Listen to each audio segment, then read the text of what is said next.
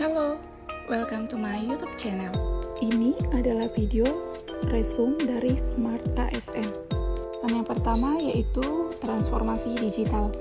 Menurut Vial, transformasi digital memberikan lebih banyak informasi, komputasi, komunikasi, dan konektivitas yang memungkinkan berbagai bentuk kolaborasi baru di dalam jaringan dengan aktor yang terdiversifikasi. Kualitas baru ini menawarkan potensi luar biasa untuk inovasi dan kinerja dalam sebuah organisasi.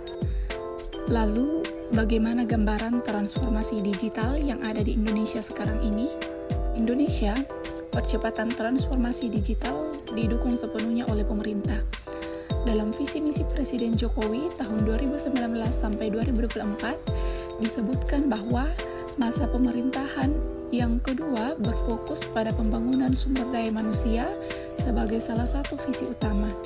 Berdasarkan petunjuk khusus dari Presiden pada rapat terbatas perencanaan transformasi digital, bahwa transformasi digital di masa pandemi maupun pandemi yang akan datang akan mengubah secara struktural cara kerja, beraktivitas, berkonsumsi, belajar, bertransaksi yang sebelumnya luring atau dilaksanakan secara tatap muka menjadi lebih banyak ke daring. Terbukti bahwa dunia digital saat ini telah menjadi bagian dari keseharian kita.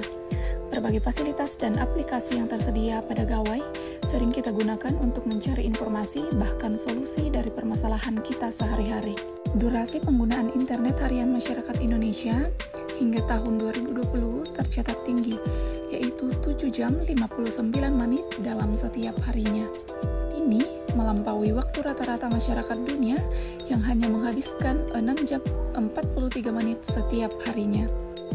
Oleh karena itu, literasi digital menjadi kemampuan wajib yang harus dimiliki oleh masyarakat untuk saling melindungi hak digital setiap warga negara.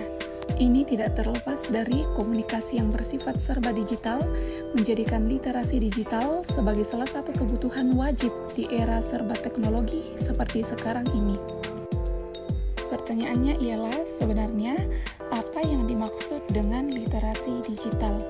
Menurut definisi UNESCO dalam modul UNESCO Digital Literacy Framework mengatakan bahwa literasi digital adalah kemampuan untuk mengakses, mengelola, memahami, mengintegrasikan, mengkomunikasikan, mengevaluasi, dan menciptakan informasi secara aman dan tepat melalui teknologi digital untuk pekerjaan dan kewirausahaan.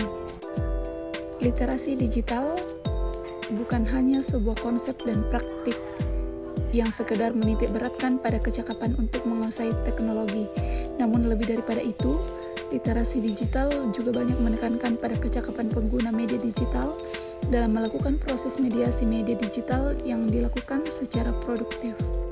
Selanjutnya, dalam literasi digital, ada 4 pilar yang membangun menurut Kominfo, yaitu yang pertama, etika bermedia digital, yang kedua, budaya bermedia digital, ketiga, aman bermedia digital, dan keempat, cakap bermedia digital. Satu hal yang sering dijumpai dalam dunia digital adalah internet. Lalu apa yang dimaksud dengan internet? Internet merupakan jaringan komputer yang memungkinkan satu komputer saling berhubungan dengan komputer lain. Karena hal tersebut, maka pengguna komputer dapat berkomunikasi dengan pengguna komputer lainnya. Komunikasi yang bisa dilakukan antar pengguna ini juga bersifat timbal balik. Internet hadir bagi pisau bermata dua, yaitu dapat memberikan manfaat positif sekaligus memberikan dampak negatif, sehingga diperlukan pengetahuan serta kedewasaan.